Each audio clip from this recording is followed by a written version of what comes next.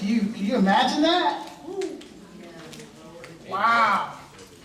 Well, good morning, everyone. It's a beautiful morning here in South Flake Church of Christ, Claremont. Don't you just love Florida? It is wonderful. This is fantastic weather. Thank you, Ed, for the Lord's Supper. Thank you, singers, for the singing. Thank you, teens, for passing the trays. And I started thinking, I was talking to a brother about it this morning. Do you know the honor that one should have to be able to pass the bread and the wine? That is an honor. To be able to pass that. Thank you so much for serving, guys. So today, the title of the sermon is Run, Forrest, Run. Run, Forrest, Run. And I'm sure a lot of you have seen the movie with Forrest Gump. But what we're going to be talking about today is really about perseverance. Perseverance. Last week, we spoke about trusting God. And I hope that you were able to take that message to heart and implement that in this past week, where you were able to trust God in certain areas in your life. But I started thinking about perseverance, and something that helps when it comes to perseverance, when people are cheering you on. All right now. That just helps. Yeah. Just imagine, and I know I use a lot of sports analogy, but everybody knows who Michael Jordan is. Yeah. Oh, yeah. So just imagine if you're with your son or your daughter and you're in the basketball court. It could be in front of your garage. It could be in the playground. And Michael Jordan comes up. He's like, hey, can I shoot with you?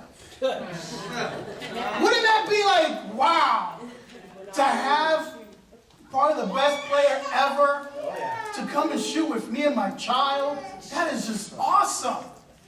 Or just imagine if you like to cook and your favorite chef has decided that, you know what, I'm going to chop the onions for you. Wow, just to have that person there, it is amazing. It's encouraging to have that person there. And it's like, wow, what an amazing thing. So as we're approaching graduations, it's usually who has the best speaker. I know in my high school, back in 1993, they had Evander Holyfield. And that was a huge thing. Wow, Evander Holyfield, he was a champion at that time. Amazing. He was able to encourage the graduation class of 93 at that time. But I want to talk about an encouragement that we get that's a little bit different. So I think it's actually a lot better. If you could turn to Hebrews chapter 12. All right. Hebrews chapter 12.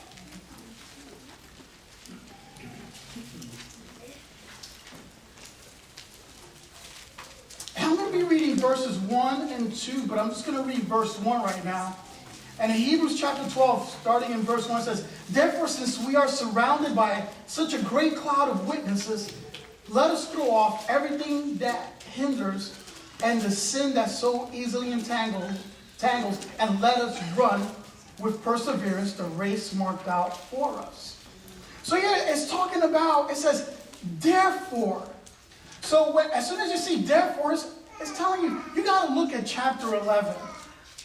And if you start looking at chapter 11, it starts talking about great men in the Bible. And it starts talking about their faith. And a lot of people call it the Hall of Faith. And you have men like Abraham, great man of faith. And the Bible's saying that we have a great cloud of witnesses. And these men are cheering us on. And you got to realize that when this was written, that more people have been added to that cloud of witnesses. Come on. So as you're going through your day, you are being cheered on. Like, yes, start off with that nice quiet time. Wow, that's awesome. wow, you're being cheered on. And parents, you know about cheering. If it doesn't matter what your kid is doing, you want to cheer them on. Any type of competition there is. It could be a spelling bee. And in spelling bees, you're quiet. You are quiet. But let your child say the word. You'll be like, yes!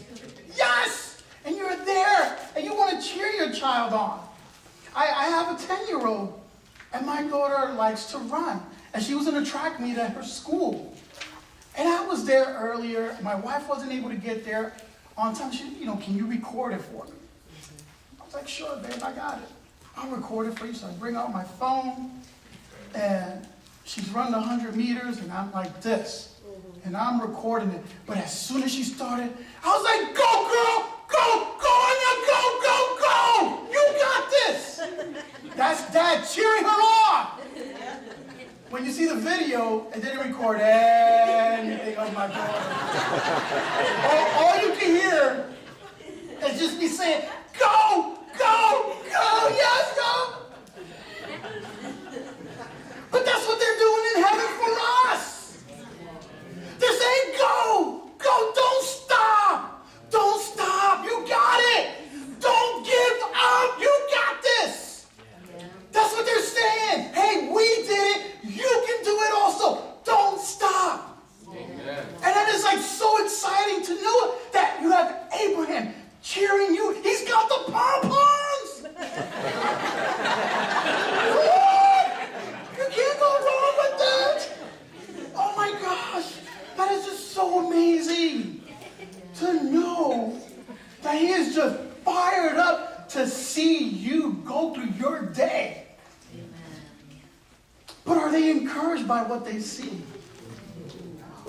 So we have a cheering squad on your side every day of your life. You have a cheering squad. Because we are surrounded by such a great cloud of witnesses. And if you get a chance, look at chapter 11. And you'll be able to see all those men. And there's women also. They're just not in here in the scriptures, but there's a lot of women also that they're a great cloud of witnesses. That's right. And that is just so encouraging to know that we have that. So it's like, run, Forrest, run. Keep running. Don't stop. So if we keep reading that same verse in verse 1, it says, therefore, since we are surrounded by such a great cloud of witnesses, it says, let us throw off everything that hinders and the sin that so easily entangles. Let us run with perseverance, right? Now, what is it that holds us back? And I was talking with my wife, and she was like, hey, you can give this great illustration. I'm like, all right, girl. Amen. The Oregon Trail back in the 1800s, they were traveling west. As they're traveling, you got to think about when you're moving, you pack that U-Haul. You pack everything. You don't leave anything behind unless you had a garage sale. They didn't have garage sales back then. So they packed that wagon up. So you got everything. There's nothing that you're forgetting. And now, as time goes on and as the trails get a little bit tougher, the horses cannot pull that wagon. So what happens? The people have to get off and they have to start walking because of the weight. And then what happens is that it gets a little bit tougher. And they had started throwing things out of the wagon. If they had a dresser, they would throw it out. And I think I had a pic. There it goes, yeah. And as you can see, things are being taken out. And these are valuable things. It could be their best dishes. It could be an armoire. Because it's too heavy and they can't make the trip. They had to throw things off the wagon in order to make it. So maybe in some of this thing, they had their most expensive china. But you know what? It's not worth it. We'll throw it out. It's not worth it because it's very important that we get to the other side. What needs to come off our wagon? What are the things that entangles us so much that hold us back from running? And I know that life sometimes is hard. But there's things that we cause, we're the ones that pack on that weight. We're the ones that make it difficult. And the writer of Hebrews here is saying, get rid of. Let it go. Can you let that stuff go? What is it? What's so important to you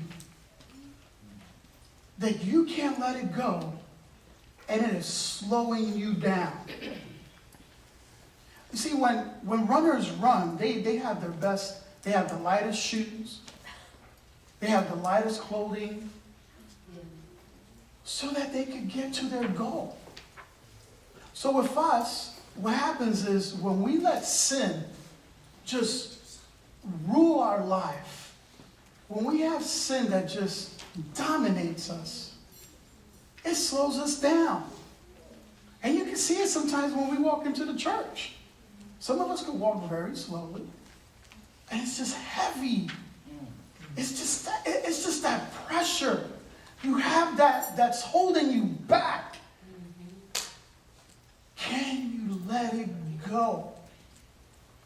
And it could be a relationship that you know that God doesn't approve of.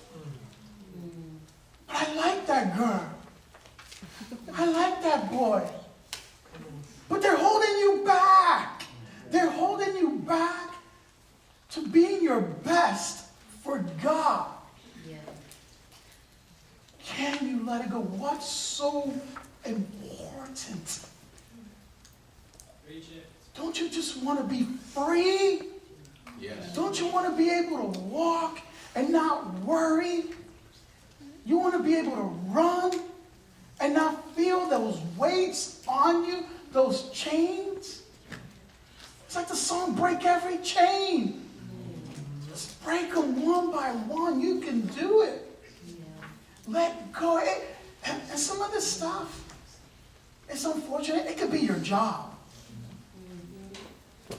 It could be something where your job holds you back from being your best for God.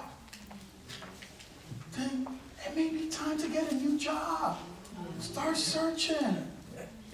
It's holding you back. You're not able to give your best to God. It could be in your marriage. There are things that are holding you back. Start working on it. Get some help. It could be in school. What's holding you back in school? What is it that holds you back? Is it wanting to be popular? Is it wanting to get the approval of others? Doesn't matter. They're not going to be there on the last day with you telling God, hey, he was a cool kid. It doesn't matter. It doesn't matter. Let's throw off whatever is hindering us from running the race. Verse 2, it says, well, before that, in the middle of verse 1, it says, and let us run with perseverance the race marked out for us. This race that God has put before us, it's already marked out. Yeah. You can't change it. You have to run your race. This is not like the gym. When you go to the gym, and I'm probably not the best example, okay? But I've been there.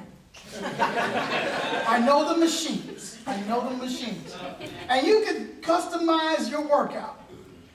You could customize it. You could change the levels. And now you got machines that you could be running in Ireland and watch your video as you're running through Ireland. And there's customized workouts. Well, this is not a customized race. It's already meant, it's customized for you. God has specifically done this one for you. Your race may be a little bit different than the person next to you. But you have to run your race. That's right. Run it. run, Forrest, run. There he goes right there. Run, Forrest, run.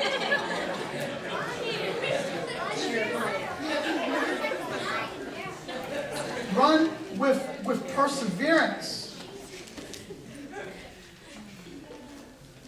When a runner starts his race, he's not defeated in the mind right there at the starting line. You have to start off your day knowing that you are going to win. Amen. Nobody can run this race for you.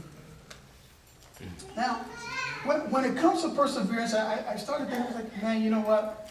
Maybe I could find a great video, and there's many videos on YouTube on perseverance, but I started looking a little bit deeper. Go to James. All right. Hey, wow, perseverance.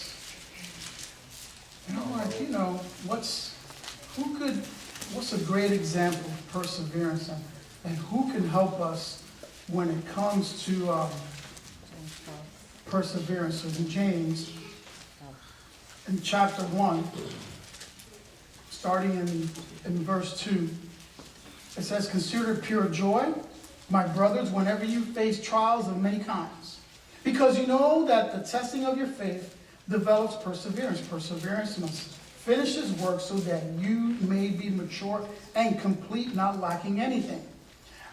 I don't have a video to show you perseverance, but I do want to talk about one young girl that's in this church that perseveres no matter what. And that's Makayla. Come on. Talk to Makayla.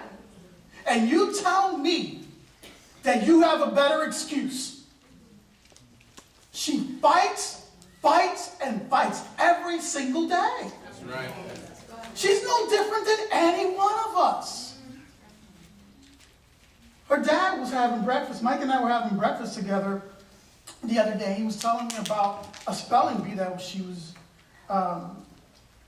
was in, and we were talking about our daughters and how competitive our daughters are. And he was like, yeah, she just kept studying these words, and she came in second place, which is great. It's awesome. And if the person in first place decides not to move on, she gets to go to Washington. But not only that, she's like, I'm going to start working for next year. Perseverance, find it pure joy. Pure joy. There is nothing that's going on in your life where you cannot find the joy. Coming into this house, you will find the joy. If you don't find it, that's because that's your choice. You got to come in and be ready to accept that joy. Saying, you know what? All right, amen. I had a rough week, but today it changes. You got to have that attitude that I am going to be joyful regardless. And here in America, we should be joyful. We are very blessed. Amen. You have a home. You have a roof. You have running water. There are people that when they need to use the restroom, they need to go outside. Outside of the house. But no, you get to stay underneath the same roof. They have a whole different type of perseverance. But for us, what excuse do we really have? What excuse? If you're hungry this morning because you have no food, I doubt that if you ask the person next to you, hey, I haven't eaten in the past day, can you buy me some lunch? And if that person doesn't have the money, that person will find somebody. That's right. You're not going to go hungry, right? What excuse do we have, church, Come on. when it comes to perseverance? There is no excuse. It can't be that bad. I think about the persistent widow. How she kept asking that judge. And he just like, I can't take this woman anymore. I'm just going to grant what she's asking for. Are you like that? Are you so persistent that God is like, man, they just don't stop. let me grant this to them. You can be that way. You have to start off your morning the right way in order to have this perseverance. You see, if you want to run like Forrest, you need that cheering squad. And we got that cheering squad from heaven. That's right. But we also have that cheering squad here. Because if you're in each other's lives and you're able to like, hey, sis, I know you've been going through that. I've been praying for you. You know, to me, those are the most encouraging words that anyone can hear. Wait a second, you mean you're praying for me? You spoke to the creator of this universe on my behalf? Wow. Are you kidding me? You spoke to him? And you mentioned my name? Wow, thank you. I appreciate that. That is amazing. That's right. Yeah. I mean, think about it. Someone is taking the time to pray about you. Wow. Right?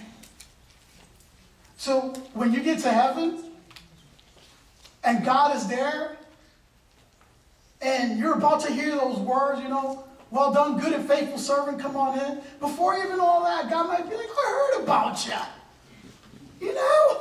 People just didn't stop talking about you. So come on in. God already knows you. Because of who you are. And just, people are just talking about you. That's amazing. Pray for each other. Cheer each other on. Life is tough as it is, but if we cheer each other on, we're on each other's side. And we can do it together. And at the same time, whatever is holding you back, whatever is so heavy, take it off the wagon. Take it off. And when it comes to having joy for perseverance, consider it pure joy. It's not that bad. Especially when you know what awaits. That's right. Heaven. If you understood how wonderful heaven is, you will always be joyful. That's right. If you really understood it. And I think that that's what helped Jesus in his walk. He already experienced, he knew what was coming. So when people die, he's like, what's the big deal? They're going to be with my Father. Are you kidding me? Why are you crying? Stop crying. They're going to be with my Father. If you understood heaven, you will be joyful. You will be joyful through perseverance. Amen. There is no excuse, church. We need to run hard, and we need to be continuing our run. We can't take no breaks. You can't take a break, and it's going to get tough. Sometimes you're going to hit that hill. We need the cheering squad. Yes. Is there a cheering squad in this church? That's I think right. there Come is a on. cheering squad. So, I want to leave you with this. Run. Know that you can start your day with people cheering you on. And that you don't have to have so much weight on you. And also, you can be joyful knowing what awaits you. Right? It's going to be beautiful. It's going to be beautiful. It's like when Ed was talking about marriage, and I remember, I know folks that before they get married, you know, there's no intimacy, and that could be tough. But you know what awaits you? And it's going to be great. And it's worth it. It's the same thing with heaven. Let's persevere together. Amen. Amen.